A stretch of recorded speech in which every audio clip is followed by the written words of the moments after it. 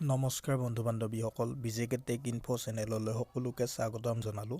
বন্ধু বান্ধৱীসকল, আজিৰ এই ভিডিঅ'ত আলোচনা কৰা হ'ব যে এছাম ইয়াৰবুক 2023 কেইটামান ইম্পৰ্টেণ্ট কুৱেশ্যন এণ্ড এনচাৰ। বন্ধুসকল, প্ৰায়ভাগ জব ইণ্টাৰভিউতে এই কিতাপখনৰ পৰা প্ৰশ্ন আহি থকা দেখা যায়। গতিকে আজি এই কিতাপখনৰ পৰা পাৰ্ট 1 ভিডিঅ' হিচাপে কেইটামান কুৱেশ্যন আপোনালোকলৈ আগবঢ়ালোঁ। বলক এতিয়া ভিডিঅ'টোলৈ আগবাঢ়োঁ।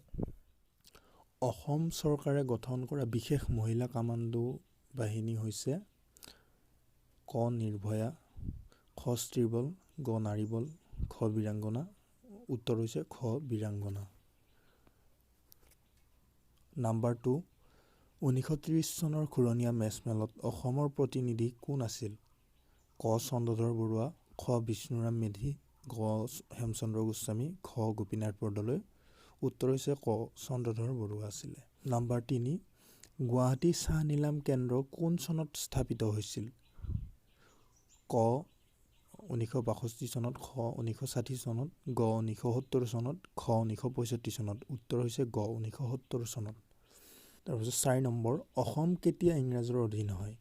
ক 1822 চনত, খ 1824 চনত, গ 1817 চনত, খ 1826 চনত। উত্তৰ হৈছে খ 1826 চনত। তাৰপাছত 5 নম্বৰ, ভাৰতৰ প্ৰথম অসমীয়া ৰাষ্ট্ৰপতি কোন আছিল? ক জ্ঞানী জাইল সিং, খ ডক্টৰ জাকিৰ হুছেইন, গ ফখৰুদ্দিন আলী আহমেদ, খ ভি গিৰি। উত্তৰ হৈছে গ ফখৰুদ্দিন আলী আহমেদ। তাৰপাছত 6 নম্বৰ, ইংৰাজৰ বিৰুদ্ধে যুঁজ দিয়া প্ৰথমজন অসমীয়া কোন আছিল? ক গমধৰ কোঁৱৰ, খ মণিৰাম দেৱান, গ কুশল কোঁৱৰ, খ পিয়লি ফুকন। উত্তৰ হৈছে ক গমধৰ কোঁৱৰ। 7 নম্বৰ, কোন চনত অসমত বনৰীয়া চাহ গছ আৱিষ্কৃত হৈছিল? ক 1837 চনত, খ 1856 চনত, গ 1823 চনত আৰু খ 1831 চনত। উত্তৰ হৈছে গ 1823 চনত। 8 নম্বৰ, অসমৰ কোনখন জিলা সৰ্বপ্ৰথমে ধঁপাত নিষিদ্ধ জিলা হিচাপে ঘোষণা কৰা হৈছিল?